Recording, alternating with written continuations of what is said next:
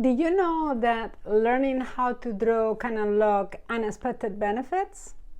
One of these many benefits is that drawing requires you to break down complex images into just shapes and lines. This trains your brain to approach real-life problems with the same mindset. Decompose, break down large problems into smaller problems, analyze, and solve.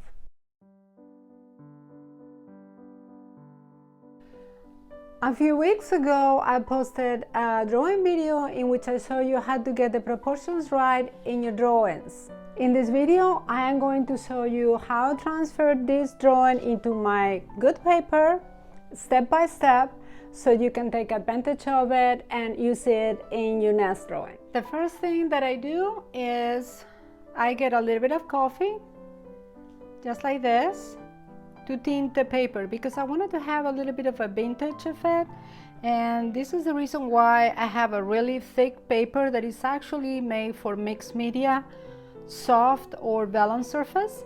All right, so I grab a soft brush and I dip it in the coffee, and then I tint the paper. Now, depending on how light I want or how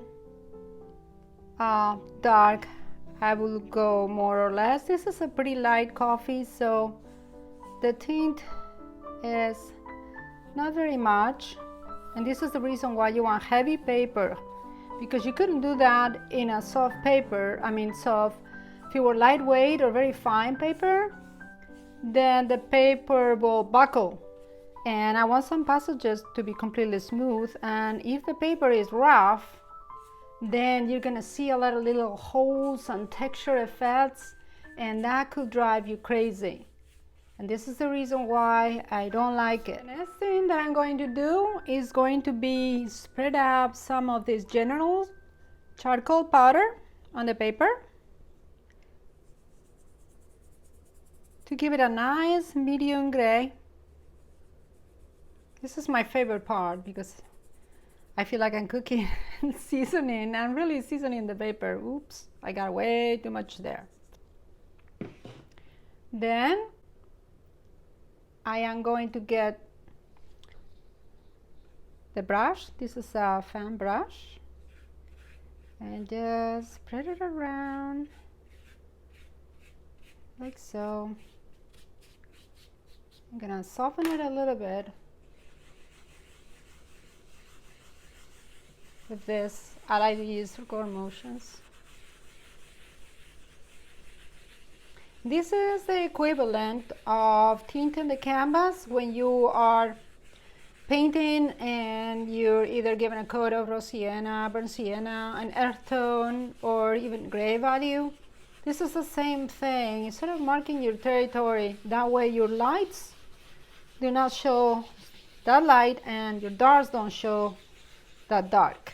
There is less range of values in between the darkest dark and the lightest light. The face is going to be here and it's going to be substantially lighter, so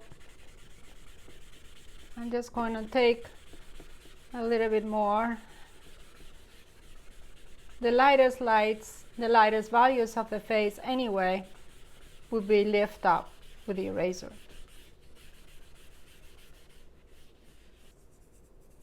Going to be a little bit more down here, just to add a little pizzazz. I just like to make it interesting, more or less. Okay, so that's going to be my paper. What we're going to do is we are going to transfer the preliminary drawing that I did, and you could see it in a previous video. And I'm going to do that with this paper, which is tracing paper, and I'm going to transfer this drawing into the good paper that we just prepared. So I place the tracing paper with the dark part in top of the good paper where I want the drawing to be, like this. I'm going to tape it here. It's easier than trying to unhook those things. so it doesn't move.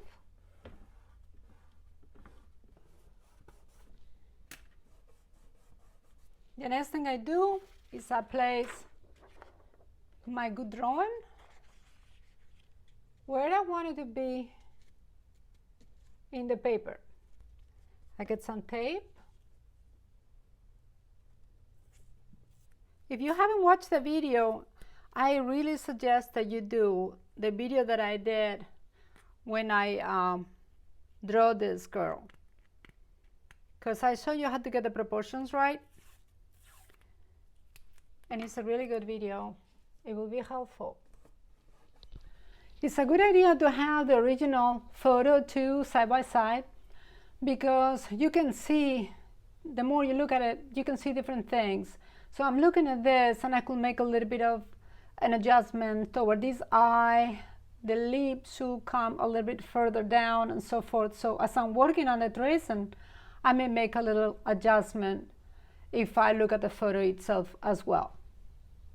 So don't be afraid. So I'm going to start with the outside, and of course I have to make very strong marks to make sure that everything transferred.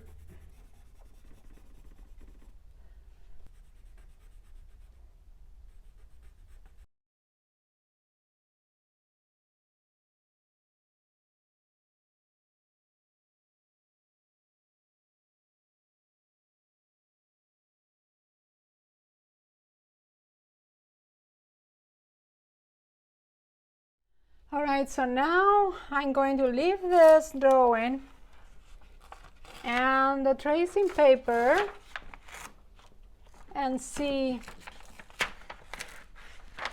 if everything got transferred.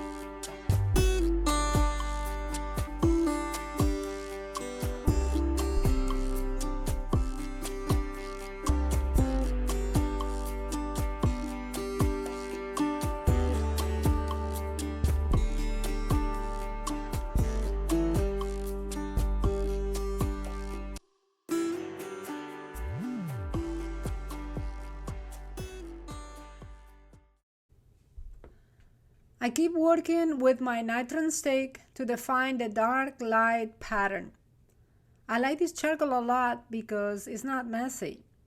It holds its shape very well, and it can be sharpened to a point with sandpaper. It also doesn't make your hands really dirty. I'm trying to keep this drawing to no more than 6 values. The photograph I used was very overexposed and I had little definition, which works great because I'm not looking to do a very detailed drawing. I want to make it as simplified as possible.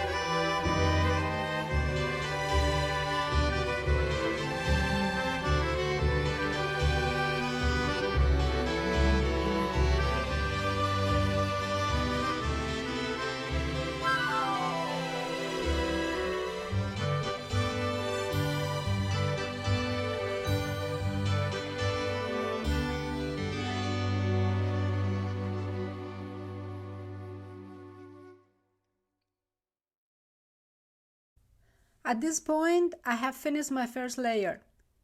Now I start a second one, beginning with the background. Values will be progressively darker.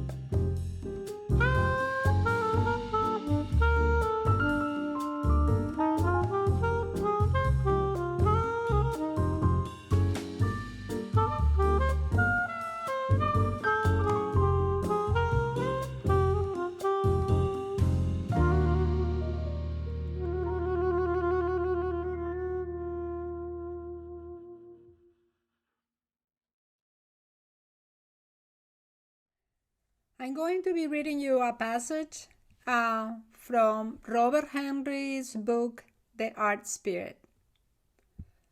Lines are results. Do not draw them for themselves. Your drawing should be an expression of your spiritual side. You should draw not a line, but an inspired line. Yours should be the drawing of strong intentions. Every line should be the universe to you. Every line should carry 1,000 pounds. A line expresses your pride, fear, and hope. A line that has come from a line. Lines give birth to lines. Drawing is not following a line on the model. It is drawing your sense of the thing. Reality is obtained not by imitation, but by producing the sense of nature. Has your drawing the meaning you saw in the model at first? Make a drawing flow, stopping sometimes and going on. Yours should be the drawing of the human spirit through the human form. You will never draw the sense of a thing unless you are feeling it at the time you work. Search for the simple constructive forces, like the lines of a suspension bridge. Get the few main lines and see what lines they call out. Some lines are though they would like to run off the canvas. Keep a bad drawing until, by study, you have found out what is bad. Work for continuity of line. Strength is gained through culmination. Have a motive in breaking a plane. Have purpose in the places where lines stop. Keep thinking of rhythm of line and forms. Colors should have rhythmic effect.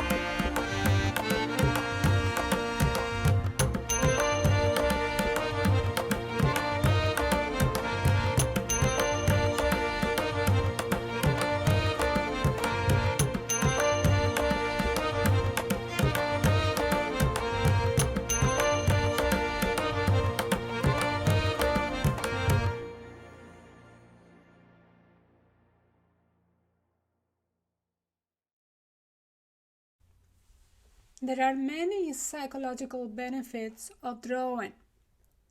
Drawing offers significant psychological benefits that extend beyond creativity. Engaging in this artistic activity not only enhances mental well-being, but also helps reduce stress and fosters personal growth. One of the key benefits of drawing is its ability to relieve stress. Many individuals find that drawing serves as a form of escapism, allowing them to immerse themselves in creativity and temporarily distance themselves from daily pressures. Research indicates that artistic activities can lower cortisol levels, promoting relaxation. Also, drawing provides a way to express emotions visually, making it particularly therapeutic for those who struggle with verbal communication. Art therapy often utilizes drawing to help clients explore and articulate their feelings, leading to greater self-awareness.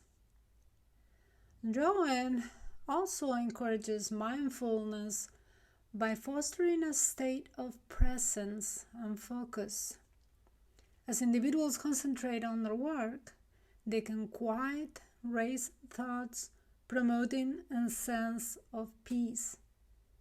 This practice can be especially beneficial for those experiencing anxiety. In educational settings, drawing enhances focus and retention, helping students organize their thoughts and improve concentration. Creating art can significantly boost self-esteem. The sense of accomplishment for completing a drawing fosters a positive self-image.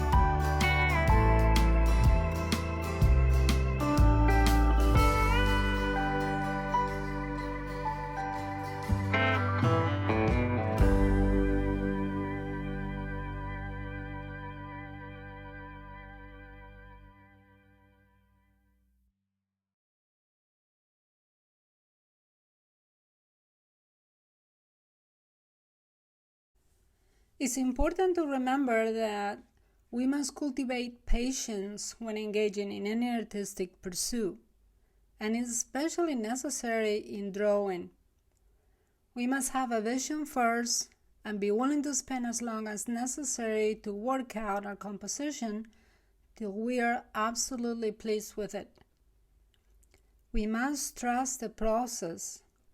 The process, or the getting there, is the only important thing. We are always drawing. When we paint, we need to know where to put stuff, where everything is. The only difference is the tools we use. We are drawing with brushes and color, but we never cease to draw. Lack of patience can ruin and will ruin your drawing. Working on your preliminary drawing can be frustrated at times. You may have to keep erasing or redrawing many times. Patience can be so elusive. We need to get the structure of our drawing right first before we can ever begin to think details. Endurance and faith is key. Everything worth having in life has a waiting period. We must go through that. But developing patience may not be so easy. We live in a world when we want and we absolutely can't have everything yesterday. So if patient is something you are not, cultivate this trait relentlessly till you and patience become one. If you enjoyed this video, please take a moment to like and subscribe. I really could use all the encouragement I can get. And draw a line in your comments and let me know where you're writing from. I love to see people from different countries making comments.